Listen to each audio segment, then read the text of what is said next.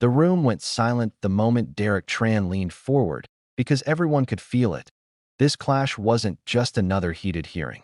It was the moment a nominee for one of the most powerful positions in the country found himself unable to answer the simplest questions about authority, accountability, and the limits of his own power.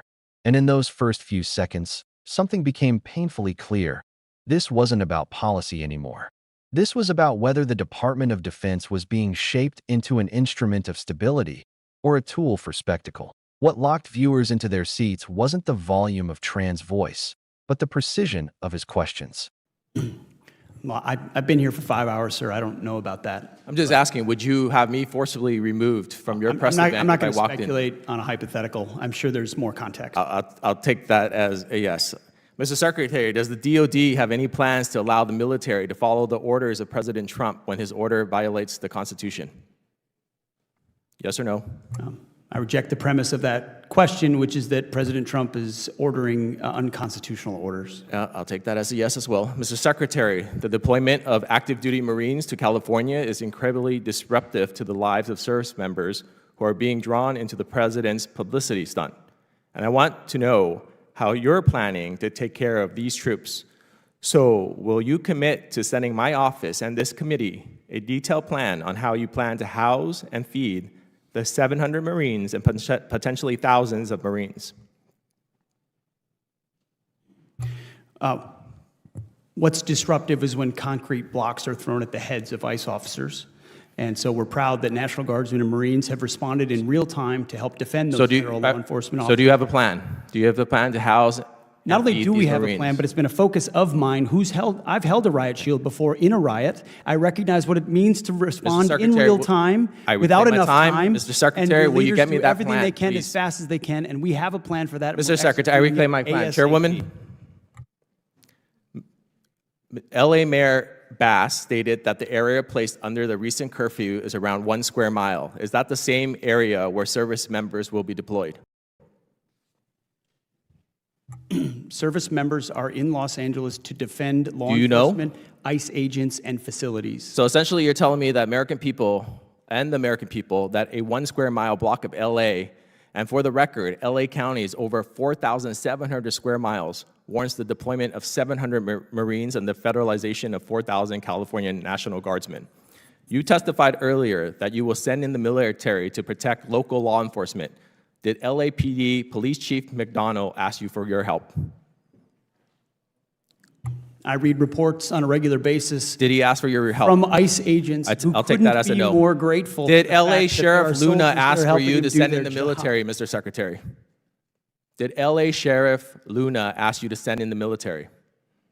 Yes or no? I don't work for the LA Sheriff, sir. Well, you said you sent them in to support the military, but they didn't even ask for your, to support law enforcement, but they didn't even ask for your help. Have you been to Los Angeles in the last 7 days? My team is, from the top down, focused on making sure Los Angeles I'll also take that as a no. How did you arrive at the decision not to coordinate with local law enforcement and the governor's office on the initial deployment? It would be great if the governor attempted to actually coordinate instead of grandstand. All right, so I believe you're secretly deploying troops to an area without coordinating with local officials is somehow not disruptive and to the logistical and operational conditions on the ground. You agree with that? I would need you to repeat the question, sir. Does the department plan on coordinating with Governor Newsom's office on local law enforcement going forward, Mr. Secretary? We've coordinated with local law enforcement quite well, but the governor's been an obstruction to that, of course. All right, Secretary Hegseth, this political stunt, and by your own admission, is expected to cost the American taxpayer at least $134 million and will disrupt the lives of hundreds and potentially thousands of active duty Marines and 4,000 National Guardsmen. That's $134 million and thousands of personnel diverted away from critical missions in the Indo-Pacific, where China is rapidly expanding from Europe, where NATO needs US support amid growing Russian aggression, and from CENTCOM, where tensions are escalating so critically that your own General Kurilla had to cancel all his testimony in Congress today.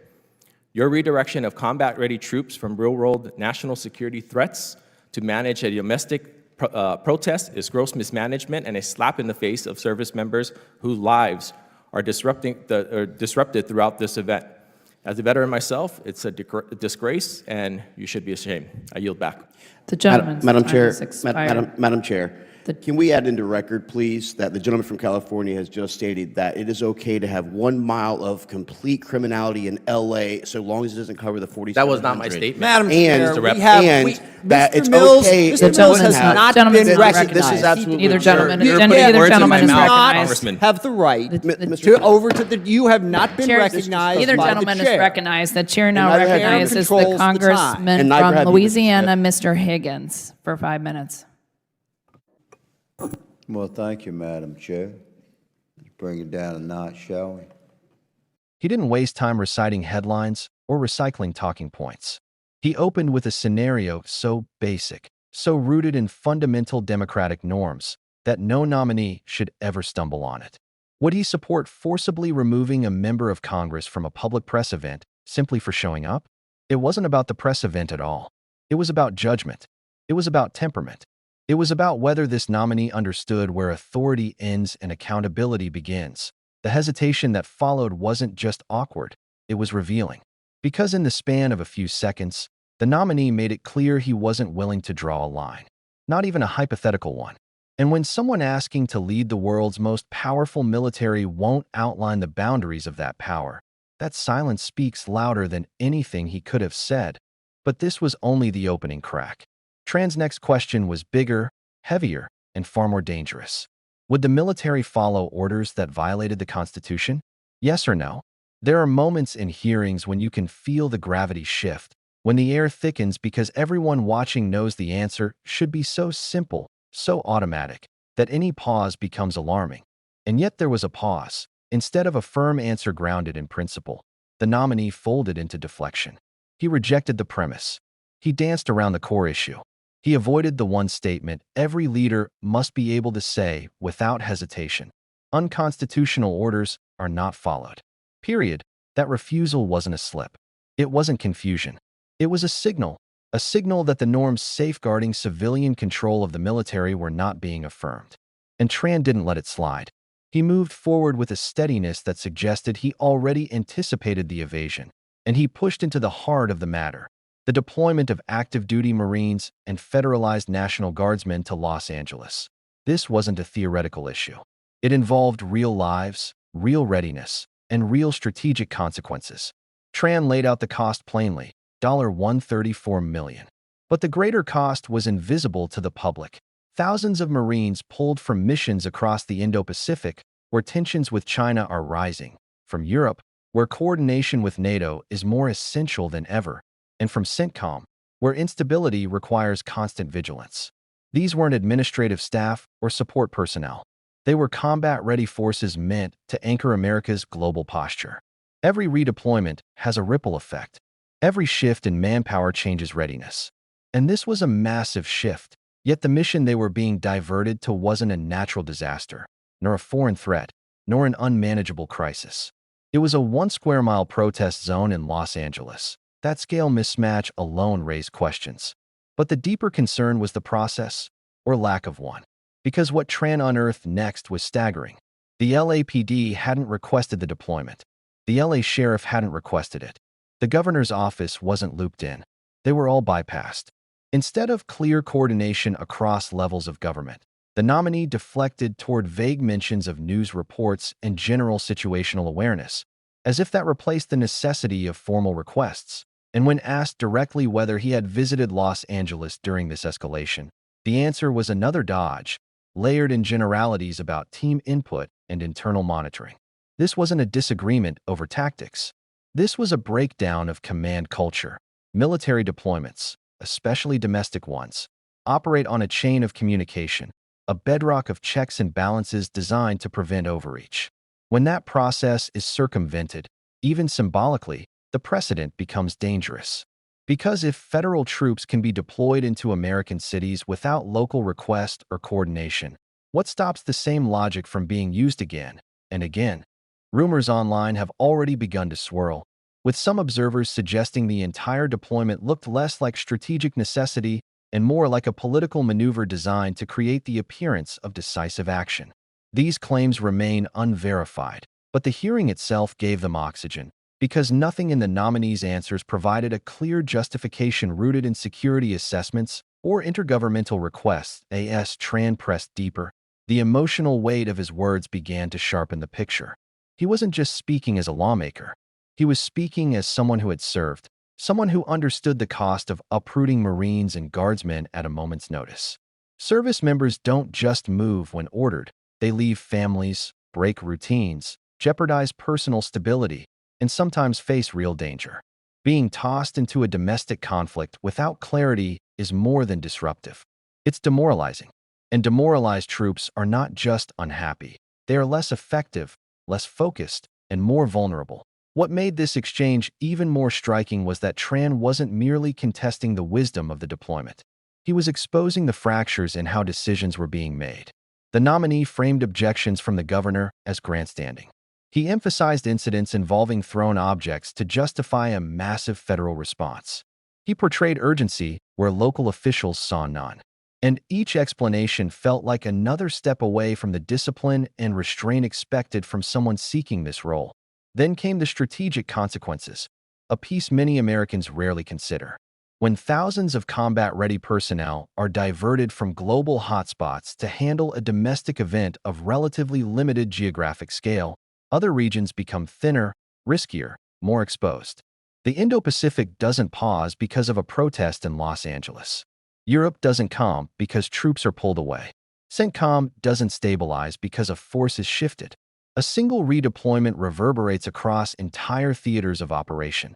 Tran outlined this clearly, almost surgically, and each point landed with weight, because it showed that the decision wasn't just expensive or controversial. It undercut U.S. posture abroad at a moment where adversaries are watching every shift in readiness.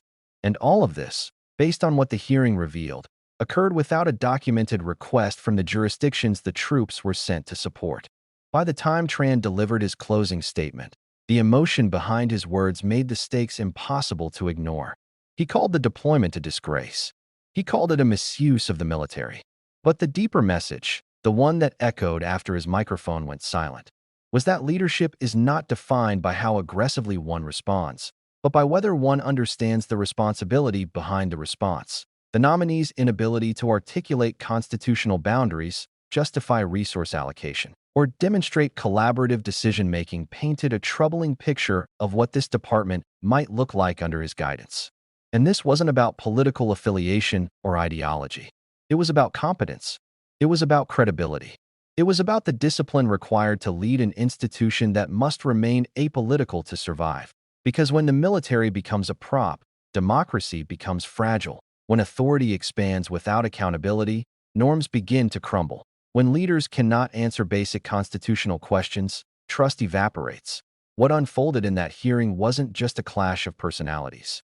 It was a warning, a signal that the country is entering a period where institutional boundaries are being tested in ways they haven't been tested in decades.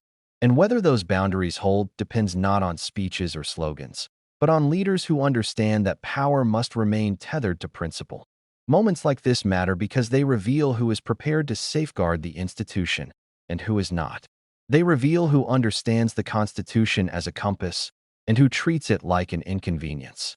They reveal whether national security decisions are made through disciplined channels or reactive impulses. And they reveal how much stability remains in the structures that protect the country, that if you want breakdowns that cut through the noise, track the real consequences behind these hearings, and unpack how decisions like these can reshape the future of the military and civilian oversight. Make sure you subscribe, tap the like button, and turn on notifications. These aren't just political moments. These are the events that define how power is used and how it's kept in check in your name.